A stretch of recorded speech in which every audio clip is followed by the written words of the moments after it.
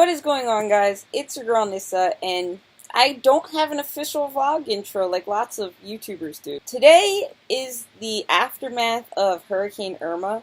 I apologize for this video quality. I am filming it on my laptop because my vlogging camera ran out of battery. Basically, over the week, they expected the hurricane to come straight through Miami, which is where we live. I'm actually at Sheridan's childhood home, about 40 minutes from where I live in Miami. Basically, I had to come up here because they were evacuating around my area, and I wanted to make sure that I was going to be safe. They were worried that the hurricane could hit us Category 5 or Category 4. The preparations for this hurricane were like nothing I'd ever seen before. All the gas pumps ran dry. There were lines going up streets just to get gas and around the corner, and by the time the people in the back of the line would get to the front, they were usually dry.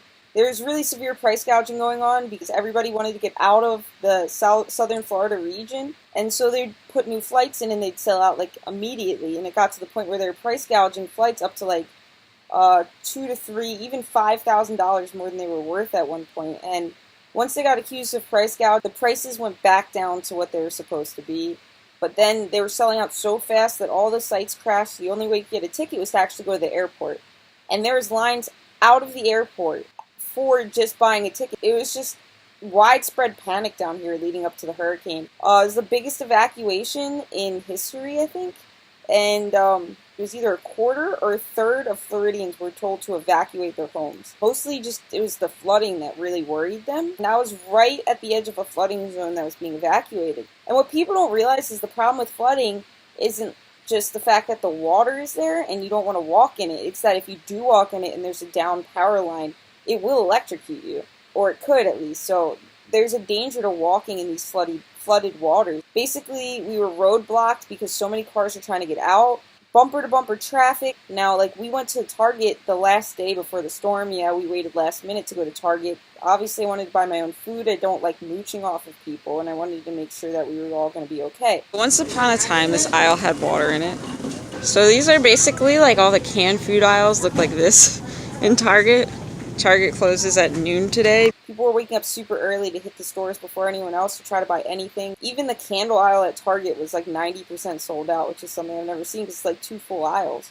Day before the hurricane, that was when all the stores were closing like at noon. And then we had a curfew that day, I think at 4 p.m. We all had to be in our homes. And then that night, the storm started to hit. It was just the outer bands. It wasn't like the real storm, but it was like heavy rain. And then that's when we started getting tornado after tornado after tornado. And like leading up to this, my mom kept crying about like the whole thing, and I couldn't tell her there were tornadoes, so I told her it was no big deal up here. So all week it was headed straight for Miami, and then last second it curves west. Anyway, at the last minute it ended up going more north than northwest like they thought it was going to go, and it actually hit land a little closer to us than it was supposed to. It wasn't like too close to us, it was still kind of far. It wasn't just Category 1 winds, we had like up to Category 3 winds throughout South Florida. Miami-Dade had so much flooding, there was up to 7 feet of water in some streets. And then you had 3 feet of water in Brickell Avenue, which is probably about a 5-minute drive from my house. So lots of places are still flooded. You're not allowed to go down to Miami Beach. If you try to get in, it's all barricaded off. The whole beach is flooded. 3 cranes came down. A bridge got damaged to the point where they're worried it's going to collapse. A lot of water has been contaminated. A lot of people have to boil water just to brush their teeth and eat and make food and drink, especially in like Broward County, which is where we are right now. Well, in the middle of the hurricane, I did take footage, of course.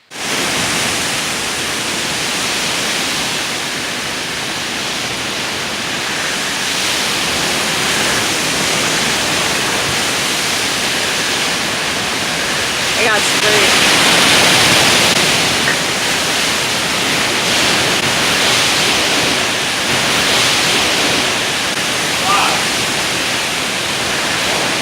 Apollo, you want to go out? Yeah, Apollo, you want to go out? No? No? Okay. My phone doesn't do it justice at all.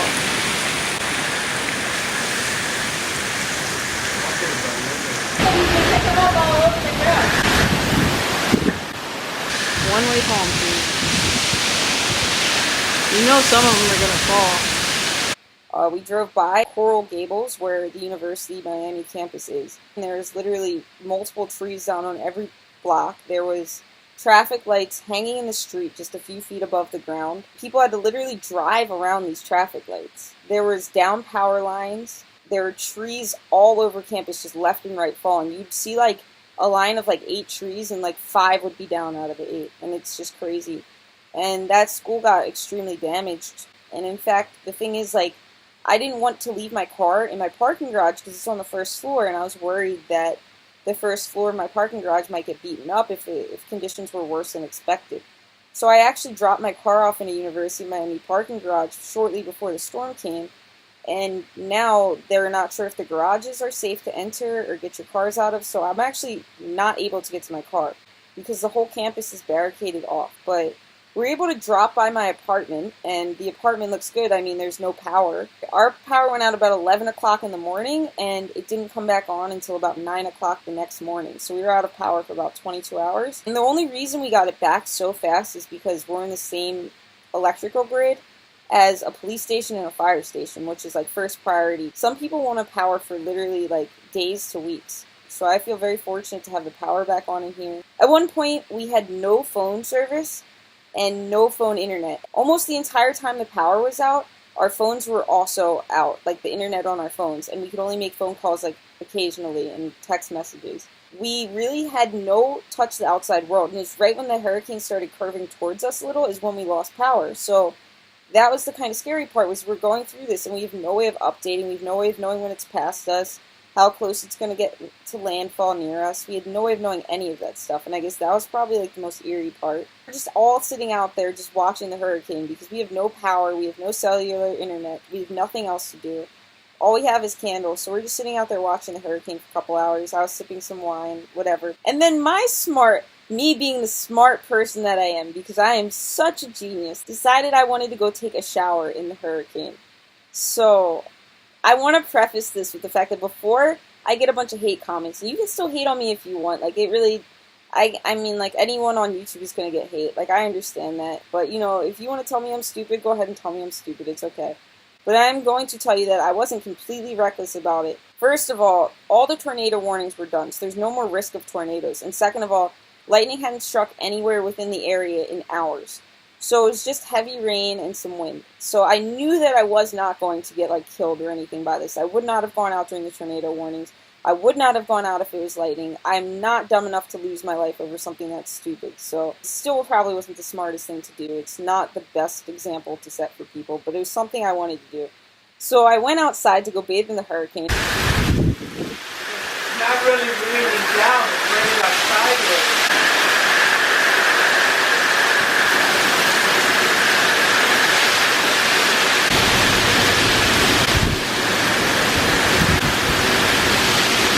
And the water's pounding me, and it's doing nothing to the soap in my hair, like absolutely nothing. So of course I had to jump in the pool.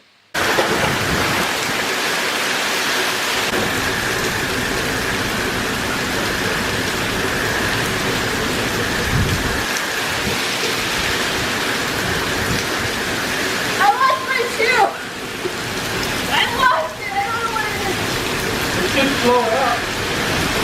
It's gone!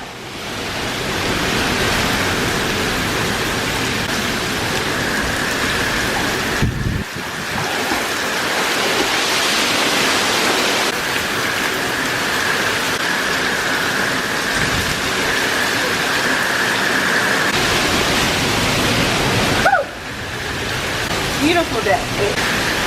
I got baptized in Hurricane Irma.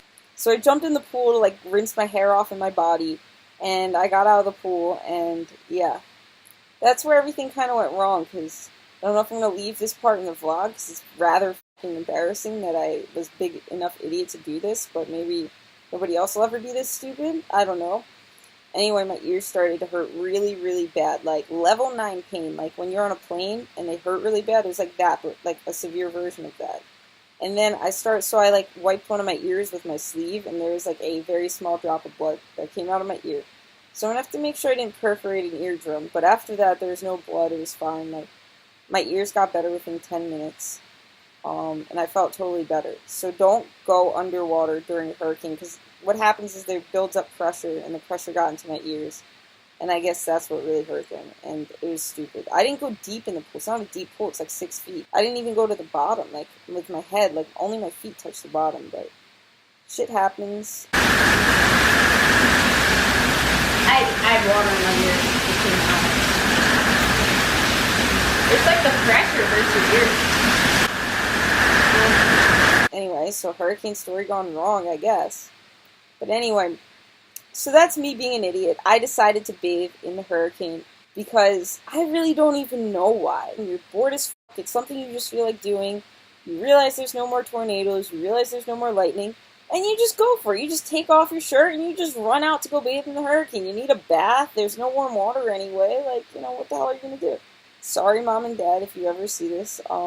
I sincerely apologize for being such an idiot. Yeah, the worst part for me definitely came in the form of a few text messages. Somebody in my apartment heard loud banging coming from my balcony area. And I get a text message that says, hey, apparently there's furniture flying out of your apartment. And that was so scary to me because I literally lost everything I owned last year because the apartment manager where I lived, my old apartments, he did not fix my AC properly. And my AC kept leaking and leaking and leaking until it literally started growing mold in it. And then he finally fixed it properly. But when you do that and it's been leaking that much, you have to replace the ceiling tiles because now they're wet and they're a area of moisture for mold to grow. And eventually, right where the AC blows started to form mold on this bag I had sitting right under the AC vent. And it didn't dawn on me, I honestly thought at first that it was just dust. Next thing you know, I left for a couple weeks, I came back, my whole apartment's covered in mold. Every single thing in my apartment was covered. I lost everything I owned last year. And I'd been staying with a friend and I'd been paying them rent for the last year so that I could save up enough money to get a new apartment and buy all new furniture, all new clothing, everything. And then I thought that I just lost it all again. So I was devastated. And it said all your furniture is blowing out of your apartment, so I thought my apartment had been breached. Next thing you know, I get another text that says, yes, apparently all of your furniture is flying off your balcony, and I'm going to have to tell them to breach your door and break it down. So basically, now I'm sitting here freaking out that the fire department is going to come and break my door down at any minute.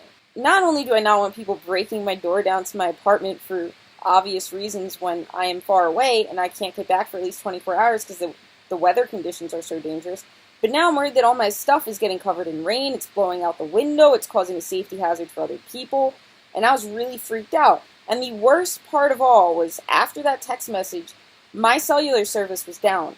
And after that, I couldn't get or receive any phone calls. I couldn't make any phone calls. And of course, that was the scariest time for me anyway. So here I am freaking out like a little bitch. I honestly did not cry the first time I lost my stuff. I really didn't. I don't get sentimental over little things like that. As long as I'm safe, my cat is safe, my family and friends are safe, I really don't get sentimental over personal items. And it would have been reasonable for me to freak out over having lost all my stuff. That's not unreasonable, but I still didn't. I just picked up and went on where I left off. And having lost all my stuff after saving up for a year to buy a ton of new stuff and buy a ton of nice furniture, that was the most devastating part. I started freaking out. I'm not going to even lie. I was crying. And we're sitting there frantically trying to call from all of our cell phones. We've got 4 cell phones calling at the same time. None of them are getting service. None of them are getting through. That was the worst part of the hurricane for me. And finally got through to my landlord. And he told me that it was all a mistake. The guy below me thought that furniture was flying off my apartment because there's loud banging noises on my balcony.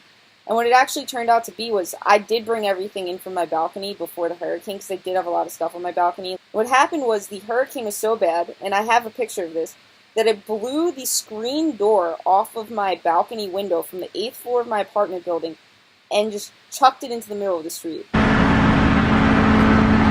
Huge tree fell. RIP screen. When I showed up, I was greeted by this screen in the middle of the street, and I'm like, no way, that's mine. I walk in, and so the apartment manager is there, and he's like, yeah, I saw it fly off of your balcony. I know that's yours. And I was like, oh man. I mean, there's nothing I could have done about that. I didn't think to disassemble the screen. And then I looked up, the guy below me's screen is literally hanging off his balcony the same way, in the same condition mine looks, so A lot of these streetlights are out. That's how you can tell you're in Miami. The streetlights are out, yet no one is stopping. For example, this person should go now. But no one is stopping.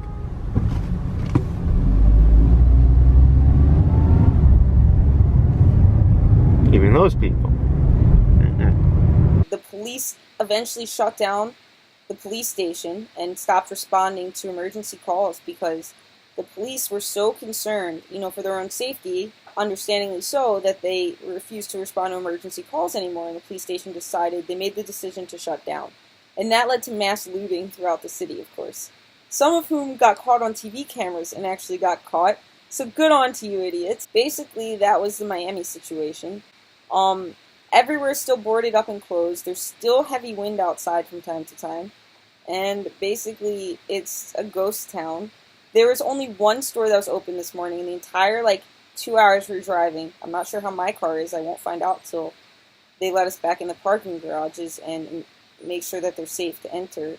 Obviously, I don't want to go in a parking garage and die, so, I'm cool with that. I can only imagine what the West Coast got. The storm surges, which for those of you who don't know what that is, it's big gusts of water that come in from the ocean or a body of water. Those were super high and flooded streets, and it was really dangerous. And if all of that happened here, I can only imagine what the storm surges were like across the state on the West Coast where they got more of a direct hit. It was more of a serious video today. I'm not usually a very serious person at all, so anyone that's flooded, anyone anywhere that's been impacted, I'm very sorry for any property that you've lost or anything you have to deal with. I really hope that you're sincerely okay. I wish there was something I could do to help, honestly, because we got very lucky here. Anyway, guys, hopefully next time it'll be more of an uplifting video for you guys, because I'm normally a very uplifting person.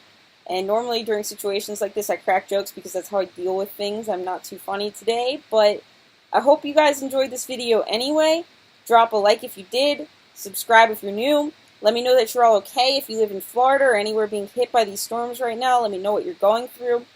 And anyway, I hope you have an awesome day. Bye, guys.